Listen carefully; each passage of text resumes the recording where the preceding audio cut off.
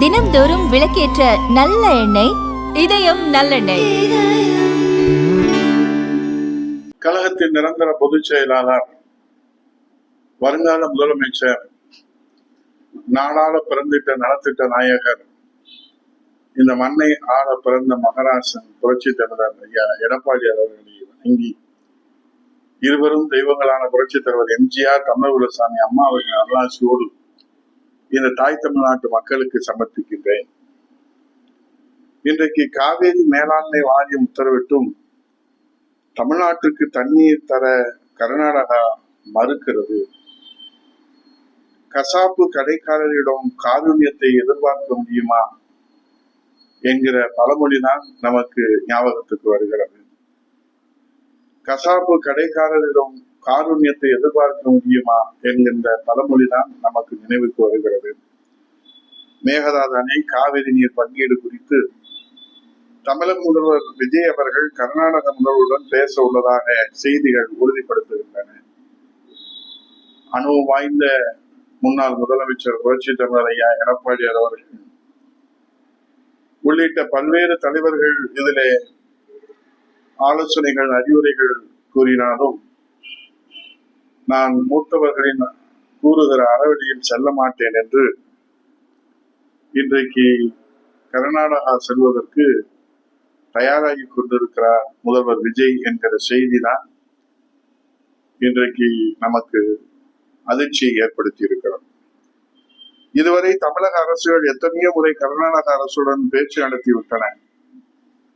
புரட்சி தலைவர் இதய அம்மா அவர்கள் கூட நீதிமன்ற உத்தரவின்படி பேச்சுவார்த்தை நடத்தி எந்த பிரயோஜனம் இல்லை என்று சொல்லி மீண்டும் எந்த பலனும் கிடைக்காததால் நீதிமன்றத்தின் வாயிலாக தான் தீர்வு காணப்பட வேண்டும் என்று அன்றைக்கே தீர்க்க தரிசனமாக புரட்சி தலைவி அம்மா அவர்கள், காவேரி காத்த தமிழகுலசாமி அம்மா அவர்கள் நமக்கு சுட்டிக்காட்டினார்கள். அந்த உச்ச நீதிமன்றத்தின் உத்தரவுப்படி ஒவ்வொரு மாதமும் காவிரி நீர் மேலாண்மை ஆணையம் கூட்டம் டெல்லியிலே கூடி தண்ணீரை பங்கிட்டு உறுதி செய்கிறது. தற்போது டெல்லி நடந்த காவிரி நீர் மேலாண்மை ஆணைய கூட்டத்திலே தமிழகத்திற்கு அடுத்த 15 நாட்களுக்கு தினமும் வினாடிக்கு 3500 கன அடி நீரை திறந்துவிட உத்தரவிட்டுள்ளது. ஆனால் தமிழகத்திற்கு தண்ணீர் தருவதற்கு கர்நாடகம் தொடர்ந்து மறுப்பு தெரிவித்து வருவதுதான் நமக்கு அதிர்ச்சியை ஏற்படுத்தி இருக்கிறது. மேலும் இந்த உத்தரவை எதிர்த்து நீதிமன்றத்தில் மேல்முறையீடு செய்யவும் முடிவு செய்துள்ளது கர்நாடகா. அதோடு ஆகஸ்ட் 2 இது தொடர்பாக அனைத்து கட்சி கூட்டத்திற்கும் ஏற்பாடு செய்யப்பட்டுள்ளதாக கர்நாடக முதல்வர் டி.கே. சிவகுமார் தெரிவித்துள்ளார்கள். தற்போது காவிரியிலே தண்ணீர் வராததால் டெல்டாவிலே 12 லட்சம் ஏக்கர் நிலங்கள் பாலைவனமாக மாறியிருக்கின்றன. 20க்கும் மேற்பட்ட வருவாய் மாவட்டங்களிலே குடிநீருக்கு பஞ்சம் ஏற்பட்டிருக்கிறது. காவிரியில் தண்ணீரை விடுவிக்க வேண்டும் என கர்நாடகாவுக்கு காவிரி மேலாண்மை ஆணையம் உத்தரவிட்டும் அதை காற்றிலே பறக்க விட்டு இதுவரை ஒரு சொட்டு தண்ணீர் கூட கர்நாடகம் தமிழகத்திற்கு தண்ணீர் தருவதற்கு தயாராக இல்லை. காவிரி நடுவர் மன்ற இறுதி தீர்ப்பை உச்ச நீதிமன்றம் ஏற்றுக்கொண்டு மத்திய அரசியலிலே வெளியிட்ட பிறகு எந்த பேச்சுவார்த்தைக்கும் பலன் தராது என்பது தமிழகத்தில் இருக்கிற எல்லோருக்கும் தெரிந்த விஷயம். நம்ம முதல்வர் விஜய்க்கு தெரிந்திருக்க வாய்ப்பு இல்லையா என்பதுதான் கேள்வியாக இருக்கிறது. முதல்வர் விஜய் கர்நாடகாவுக்கு வரும்போது காவிரி நீர்பிடிப்பு பகுதிகளை பார்வையிட தனி ஹெலிகாப்டர் ஏற்பாடு செய்துள்ளோம் என அந்த மாநில முதல்வர் டி.கே. சிவகுமார் தெரிவித்துள்ளார். அவருக்கு இருக்கக்கூடிய அக்கறை நம்ம முதல்வர் விஜய் அவர்களுக்கும் இருக்காதா என்ன? டெல்டாவிலே கருதும் குறுவை, சம்பா பயிர்களை பார்க்க நம்ம முதல்வர் விஜய் கர்நாடகா முதல்வரை சிவகுமாரை அழைத்து கொண்டு வந்து இங்கே பார்வையிடுவதற்கு அழுத்தம் கொடுக்காமலா போய்விடுவார்? பேச்சுவார்த்தைக்கு மாண்புமிகு முதல்வர் செல்லுகிறாரோ இல்லையோ, இங்கே காய்ந்து கருகி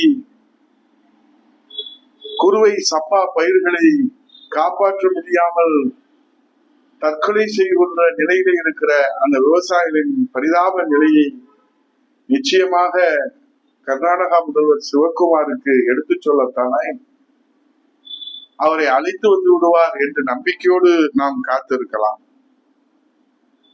நம்ம முதல்வர் விஜய் அவர்கள் முதலமைச்சராக இருப்பவர்கள் காவேரி பிரச்சனையிலே வெறும் கடிதம் எழுதிவிட்டு தூங்க போகக்கூடாது, உணர்வோடு அழுத்தம் தர வேண்டும் என்று உலகுக்கு உறக்க சொன்னவர் நம்ம முதல்வர் விஜய் அவர்கள். ஆனால் இன்றைக்கு அதே கடிதத்தை மத்திய அரசுக்கு எழுதியிருக்கிற நம்ம முதல்வர் விஜய் அவர்கள் தன் பிழையை உணர்ந்த பாண்டிய நெடுஞ்செழியன் யானோ கல்வன் யானோ அரசன் என கூறி தவறான தீர்ப்பளித்ததற்காக அரியணையில் இருந்து வீழ்ந்து உயிர் துறந்தாரே, அந்த பாண்டிய நெடுஞ்செழியனின் வடிவத்திலே நம்ம முதல்வர் விஜய் முடிவெடுப்பாரா என்று எதிர்பார்க்கலாமா? தவறு இழைத்து விட்டேன் என்று யானே கல்வன் யானே அரசன் என கூறி தவறான தீர்ப்பளித்ததற்கு அரியணையிலிருந்து வீழ்ந்து உயிர் திறந்தாரே, அந்த பாண்டிய நெடுஞ்செழியனின் மறு வடிவமாக நம்ம முதல்வர் விஜய் அவர்களை முடிவெடுப்பார் என்று தமிழகம் எதிர்பார்க்கலாமா? இன்றைக்கு பிரச்சனைகளுக்கு பஞ்சு டயலாக் பேசி பஞ்சராக்குவது என்பது எளிது. ஆனால் அறிவுபூர்வமாக ஆக்கப்பூர்வமாக தீர்வு காண்பது என்பது சவால். அந்த சவாலை இன்றைக்கு எதிர்கொண்டிருக்கிற நம்ம முதல்வர் விஜய் அவர்கள் அட்டகாசமான அரசியல்வாதியாக அதிரடி பயிற்சி பட்டறை பியூர் பாலிடிக்ஸ். அடுத்த வகுப்புகள் விரைவில் ஆரம்பம். தொடர்புக்கு 7388242242. பிரச்சனையின் தீவிரத்தை அறிந்திருக்கிறாரா இல்லையா என்பது நமக்கு தெரியவில்லை.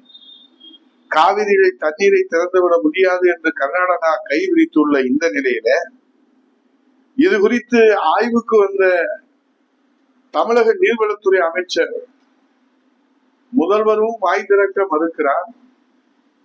அங்கே தனி ஹெலிகாப்டரும் விமான தளங்களும் தனியாக இருக்கிறது. ஆனால் இங்கே விஜய் செல்கிறாரா இல்லையா என்பது மர்மமாக இருக்கிறது. சரி, இது குறித்து ஆய்வுக்கு வந்த தமிழக நீர்வளத்துறை அமைச்சர் மாண்புமிகு புஷி ஆனந்த் அவர்களிடத்திலே நிருபர்கள் கேள்வி எழுப்புகிறார்கள். கர்நாடகாவுக்கு நம்ம முதல்வர் விஜய் செல்கிறாரா இல்லையா?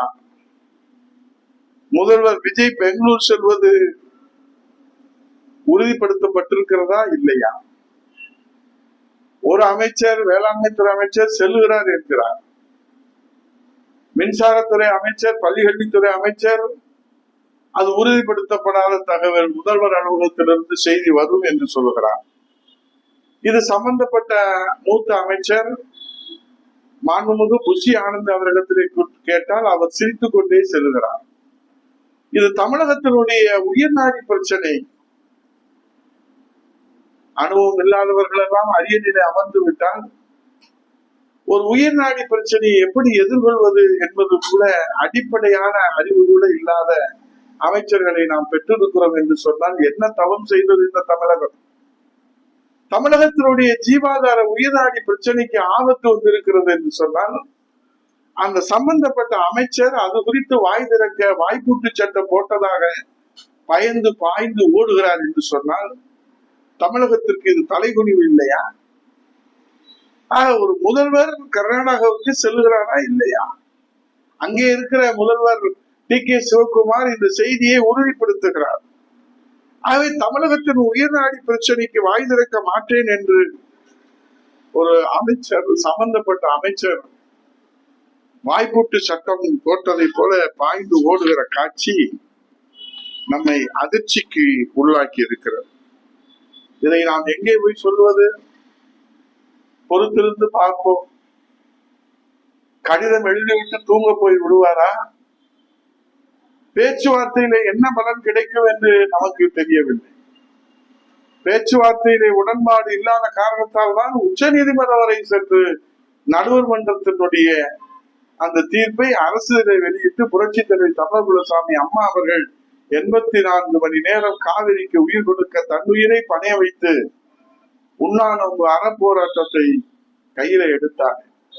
ஆனால் ஒன்று புரிகிறது தமிழக மக்களை, காவிரி நீர் கிடைத்தாலும் கிடைக்காவிட்டாலும் தான் நடித்த ஜனநாயக படம் பிரச்சனை இல்லாமல் வெளிவர வேண்டும் என்று நினைக்கிறாரோ இல்லையோ, ஆண்டவனுக்கே வெளிச்சம், அந்த முதல்வருக்கே வெளிச்சம். பொறுத்திருந்து பார்ப்போம். நன்றி, வணக்கம்.